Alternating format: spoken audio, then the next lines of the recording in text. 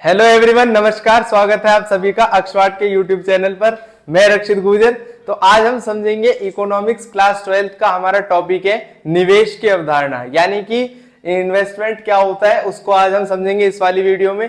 इससे अगली वाली जो वीडियो उसमें हम समझेंगे कंपोनेंट्स ऑफ इन्वेस्टमेंट, यानी कि निवेश के कौन कौन से घटक होते हैं। तो सबसे पहले हम इस वाली वीडियो में समझते हैं निवेश का क्या अर्थ होता है। निवेश का अर्थ होता है वर्तमान पूंजी का बढ़ना, यानी कि कोई हमारे पास पूंजी है, जब हम उसमें वृद्धि करते उसको बढ़ाते तो उसको हम बोलते हैं इन्वेस्टमेंट हो गई है, यानी कि वो निवेश कहलाता है। पूंजी का मतलब क्या होता है? पूंजी में शामिल होती है मशीनें और कच्चा माल, यानी कि पूंजी के अंतर्गत मशीनों को भी शामिल किया जाता है और कच्चे माल को भी शामिल किया जाता है। मशीनों में वृद्धि होगी तब भी हम बोलेंगे कि हमारा पूंजी में वृद्धि हुई है, यानी कि हमारा इन्वेस्टमेंट हुआ है। कच्चे माल में वृद्धि होगी तब भी हम बोलेंगे कि पूंजी में वृद्धि हुई है और इसी के तहत हमारा इन्वेस्टमेंट हुआ है, यानी कि निवेश हुआ है। अतः उत्पादक के पास दोनों में से किसी भी पूंजी की बढ़ोतरी होती है तो उसे निवेश कहते हैं, यानी कि पूंजी कोई सी भी बढ़ेगी, या तो मशीन बढ़ेगी उत्पादक के पास या कभी कच्चा माल बढ़ेगा, दोनों में से कुछ भी बढ़ेगा तो बोलेंगे कि निवेश हुआ है, इन्वेस्टमेंट हुआ है। इसको अब अच्छी तरह समझते हैं एग्जाम्पल से। इसका एग्जाम्पल क्या है? एक बिस्कुट बनाने वाले के पास अप्रैल 2022 में 2 मशीनें थी, यानी कि एक उत्पादक है वो बिस्कुट बनाता है, तो बिस्कुट बनाने के लिए उसके पास 2 मशीनें हैं। कब? सन मतलब 2022 में, अप्रैल 2022 में उसके पास 2 मशीनें थी।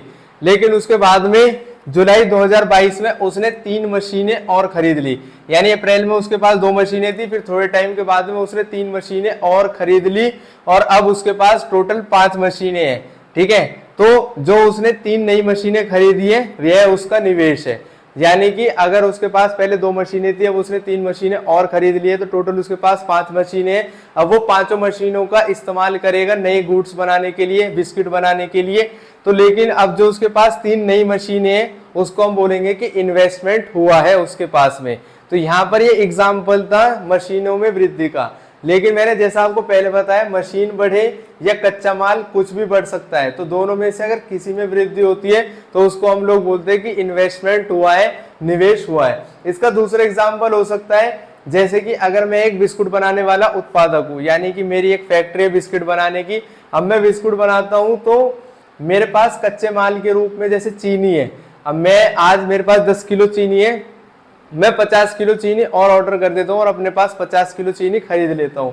प्लस में मेरे पास जो मैदा है या बिस्किट बनाने के लिए जो आटा है, अब मैं और आटा बुक कर देता हूँ। पहले मेरे पास 15 किलो था, मैंने 50 किलो और बुक कर दिया है। तो मैंने अपने कच्चे माल में बढ़ोतरी की है, मैंने मैदा को बढ़ा लिया, आटा को बढ़ा लिया, चीनी को बढ़ा लिया है। तो अब मेरे पास जो कच्चा माल है उसमें बढ़ोतरी हुई है, तो उसको हम बोलेंगे कि मैंने अपने बिजनेस में इन्वेस्टमेंट किया है, यानी कि मैंने कुछ निवेश किया है। तो या तो मशीनें में वृद्धि होगी या कच्चे माल में वृद्धि होगी, दोनों में से किसी एक में वृद्धि हो जाएगी तो उसको हम लोग बोलेंगे कि ये इन्वेस्टमेंट हो गई है, यानी कि ये निवेश हुआ है। तो ये थी हमारी वीडियो। इसी के साथ मिलते हैं अपनी नेक्स्ट वीडियो में। तब तक के लिए खुश रहे, स्वस्थ रहे और जुड़े रहे अक्षवाट के साथ। जय हिंद, जय भारत।